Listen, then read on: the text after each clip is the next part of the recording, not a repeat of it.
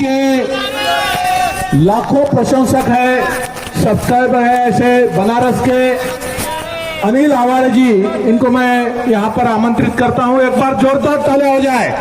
अनिल आवारा जी जो बनारस के कवि सम्मेलन में बहुत ही बढ़िया परफॉर्मेंस दे रहे थे, तो उनका एक परफॉर्मेंस यूट्यूब पर देखकर एक लड़की आई और उन्होंने कहा, अनिल जी मुझे भविष्य बताना सिखाओ बोले। अनिल जी मुझे भविष्य बताना सिखाओ बोले। तो अनिल जी बोले, थांबणार बसणार पे बसना, अरे याच्यानंतर तेच आहे, मला काय म्हाताऱ्याचं डेगणं उठायले की बघा। हाँ उठो। तो अनिल जी को बोले लड़की, इनका सुनो रे भाई सुनो। लड़की आई और उन्होंने बोले मुझे भविष्य बताना सिखा दो। अनिल जी बोले कपड़े उतारो और घोड़ी बन जाओ। तो लड़की बोली तुम मुझे छोड़ोगी क्या? देखा ना, बोले भविष्य देखना सीख गई कि नहीं बोले। एक बार जोरदार अनिल जी के लिए जोरदार तालियां हो जाए। मुझे सबसे विनंती है, बनारस का कवि सम्मेलन छोड़कर अनिल जी यहाँ आए सो है, कृपया उनको उतना ही सम्मान दे और उनको कोई भी डिस्टर्ब मत करे। उनका परफॉर्मेंस होने के बाद तुम्हारे को जो गालियां देना है, जो शाबाशी देना है वो दे दे। एक बार जोरदार तालियां हो जाए अनिल जी के लिए। अनिल आवारा जी बनारस।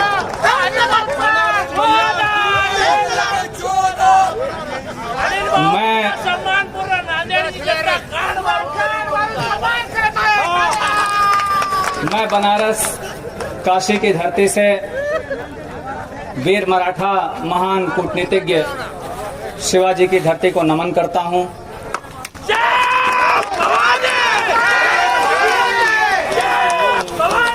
अभी तक आप लोग एडवर्टीजमेंट सुन रहे थे, असली प्रोग्राम अब शुरू हो रहा है।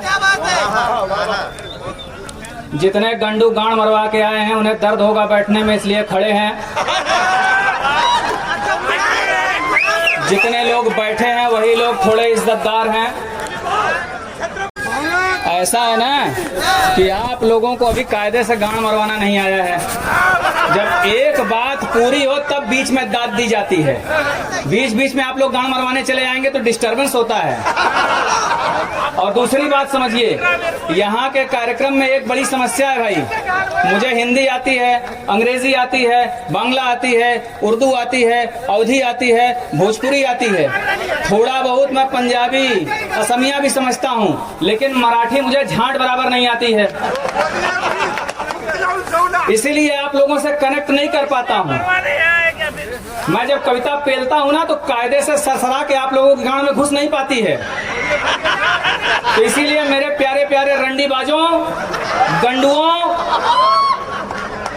आप लोग अपने अपने गांड में तेल लगा लें, और तेल ना हो तो कृपया थूक लगा के अपनी गांड को थोड़ी सी गीली कर लें, जिससे मेरी कविता सरसराते हुए आपकी गांड में घुसे और आपको पूरा पूरा मजा आए।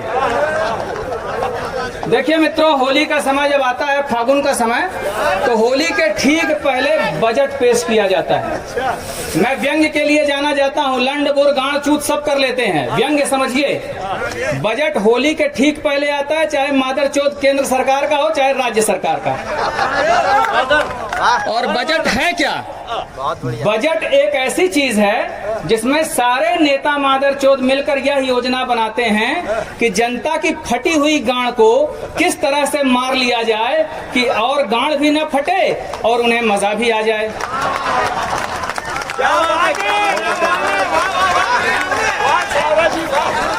इसके लिए तमाम इंतजाम करते हैं, तमाम तिकड़म भिड़ाते हैं। कभी धीरे धीरे गांड में डालते हैं, कभी झटके से पेल देते हैं, कभी थूक लगा के पेलते हैं, कभी थोड़ी सी सब्सिडी दे देते हैं, कभी कभी कहते हैं थोड़ा सा जाने दो, थोड़ा सा जाने दो, लेकिन बाद में जनता को समझ में आता है कि इन्होंने पूरा पेला है। और देखिए हमारे बीच बुजुर्ग बैठे हैं मंच पर, बड़े अच्छे परफॉर्मर। देखिए बूढ़े लोगों के पास एक्सपीरियंस तो होता ही है। तो बड़ी बात अभी हो रही थी, तो एक शेर मैं पेलता हूं बूढ़ों के लिए, फिर बैलेंस करने के लिए जवान लोगों के लिए भी। पहले बूढ़ों के लिए देखें। होता नहीं खड़ा मेरा अब तो दरार में, अम्बेडकर जी कह रहे हैं ये बात। होता नहीं खड़ा मेरा अब जितनी भी चुदाई हुई सब एतबार में। कम उम्र थी तो चूत को झट से बचोद लेता था, भले पड़े हुए थे मियादी बुखार में।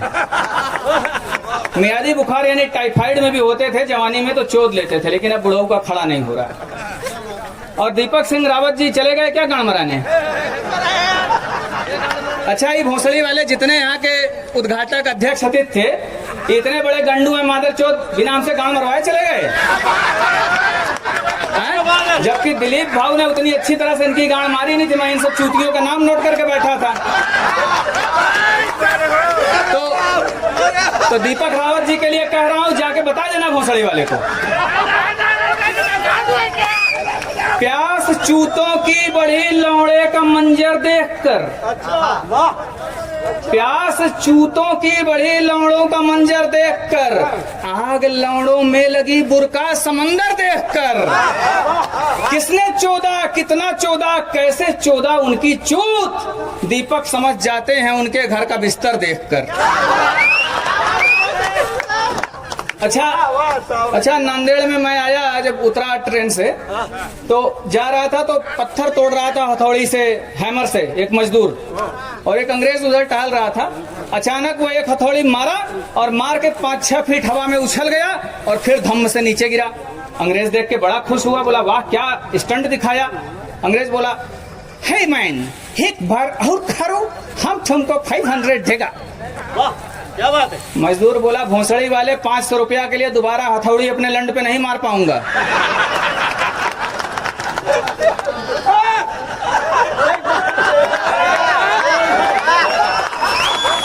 अच्छा, बोंडरकर जी भी गान मनाने गए। बोंडरकर जी खैर हैं आप हैं? अच्छा, जब इनकी शादी हुई तो सुहागरात मनाने गए तो बड़ी देर से पेल रहे हैं, लंड घुस नहीं रहा है। बड़े एक्साइटेड, बड़े खुश हो गए, सोचे कि एकदम प्योर माल मिल गया है। तो कह रहे, अरे डार्लिंग, पहले कभी किसी से चुदवाई नहीं हो क्या?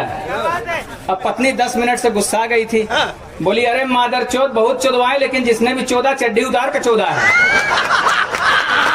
अरे ये सबके नाम ले गए तो अगले बार को मेरे को कोई स्पॉन्सर नहीं मिलेगा। जो पेलना है ये कवियों को पेलो। नहीं मिलेंगे, ये लोग और मिलेंगे। नहीं, सुनो मेरी बात, तो ये 25 को खत्म करना पड़ेगा तो। अच्छा, अभी देखिए कुछ करंट बात हो जाए। अभी क्रिकेट का कप था, हमारी टीम ने जीत लिया है, और बाकायदा पाकिस्तानियों की और पाकिस्तान प्रेमियों की मैया चोद कर जीता है। तो पाकिस्तान होस्ट होकर भी लांच चाट कर रोस्ट हो गया। तो एक शेर देखें, मेरा लंड जिस घर में मेहमान होगा, मेरा लंड जिस घर में मेहमान होगा, चुदाई का उस घर में सामान होगा। सुना है कि चूतों की टीम आ रही है, भारत का लौड़ा ही कप्तान होगा। अच्छा, जो युवा वर्ग है वो समझेगा। आरपा। अरे नाही अशोक शहीद झाला तर मला कवी संमेलनाला तुझं नाव द्यावं लागेल रे। बस अशोक बस। एक बार दोनों हाथ उठा के नारा लगाएंगे, बोलो नमः पार्वती पते हर हर महादेव। अच्छा, ऐसा है ना, मैं समझ रहा हूँ आपकी गांड में कीड़ी काट रही है। अभी मंच से उतरता हूँ तब आपकी काली गांड मारता हूँ। अच्छा, जवान लोग कनेक्ट करिए। साला इंस्टाग्राम पे पिछले 1.5 साल से बड़ा तहलका मचा था सेंधा नमक लगाकर चूत चाटना। ये 2007 में 10-15 साल पहले मैंने बनारस में ये बात कही थी, जबकि इंस्टाग्राम पे मेरी आईडी है ही नहीं। मैं इंस्टाग्राम पे नहीं हूँ, यूट्यूब पे, फेसबुक पे हूँ। हजारों लोग आ जाते हैं। अच्छा, कुछ लड़के मेरे पास कंप्लेन किए, कहे सर हमारी प्रेमिका भाग गई, कुछ ने कहा हमारी पत्नी चली गई, तलाक का मुकदमा चल रहा है। मैंने कहा क्या किए? तो वो सब ये मेरा सुन के कि चूत चाटने से आंखों की रोशनी बढ़ती है, कई बार चूत के अंदर नमक डाल दिए। समस्या हो गई। तो इस बार एक नुस्खा बता दे रहा हूं आप लोगों को। चूत का पहली बात तो आप लोग सम्मान करना सीखिए। चूत मजाक की चीज नहीं है और चुदाई भी मजाक की चीज नहीं है, क्योंकि इसी चूत से बड़े बड़े महान लोग जन्म लेते हैं और आप लोग जैसे चूतिए भी जन्म लिए हैं। तो चूत चोदने के पहले, चाटने के पहले अगरबत्ती, धूप, दीप दिखाकर उस पर यदि हल्दी चंदन का लेप लगाकर चाटा जाए तो उससे इम्यूनिटी बढ़ती है और बीमारी नहीं होती है। अनुभव के बोले, अनुभव के बोले। दिलीप भाऊ को देखिए, कभी बीमार नहीं होते हैं।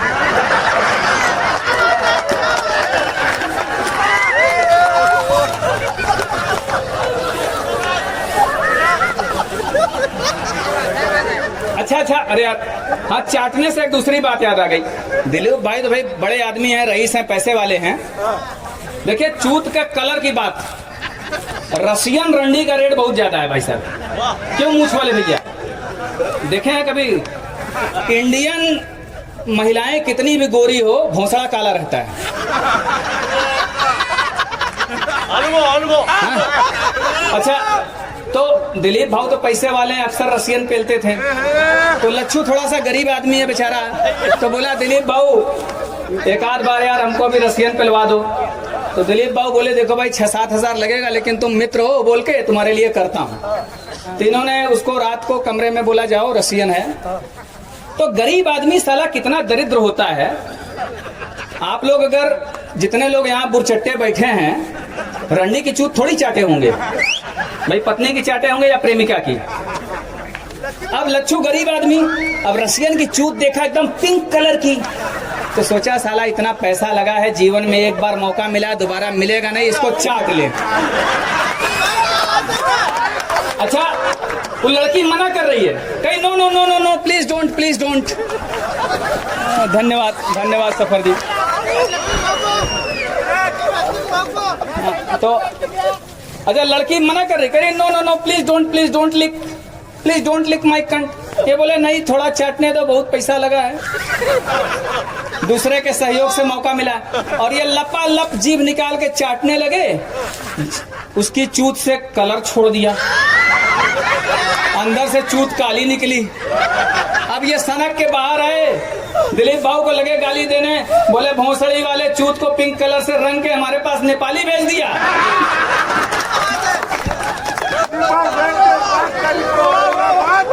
अच्छा, अभी छावा मूवी आई थी, बड़ा तहलका मचा। वैसे भी जितने लुटेरे, हत्यारे, बलात्कारी मुगल आए, ये भोसड़ी वाले दर मादर चौथ थे, वो पंजाबी लोग भी चले गए। इन लोगों ने जिसको भी पकड़ा, दो ही ऑप्शन देते थे भैया, या तो इस्लाम कबूल करो और या तो सिर कलम करवाओ, चाहे सिखों के गुरु हों, चाहे इसमें संभाजी हों। तो फिल्म में सही से नहीं दिखाया, ओरिजिनल डायलॉग दूसरा था। तो उसने संभाजी को जब पकड़ लिया तो बोला ऐसा है कि लंड कटवाओगे कि गर्दन? तो संभाजी बोले कि मैं वीर हूं, गर्दन कटवाऊंगा। और उन्होंने धर्म अपना नहीं छोड़ा। होता क्या है कि कुछ ना कुछ काटोगे जरूर, तुम लोग इतने बड़े मादरचोद हो। एक लड़का मदरसे में पढ़ने जाता था, रोते रोते घर गया, गांड से खून निकल रहा था। मम्मी से बोला मम्मी मौलवी साहब ने गांड मार ली है। मम्मी गई, मौलवी को पकड़ी, बड़ा अंडमंड बोला ये सब करते हो बच्चों के साथ, हम यहाँ बच्चे को नहीं पढ़ाएंगे, दूसरी जगह ले जाएंगे। मौलवी ने कहा देखो मोहतरमा, चाहे जिस मदरसे में ले जाओ सिलेबस यही है।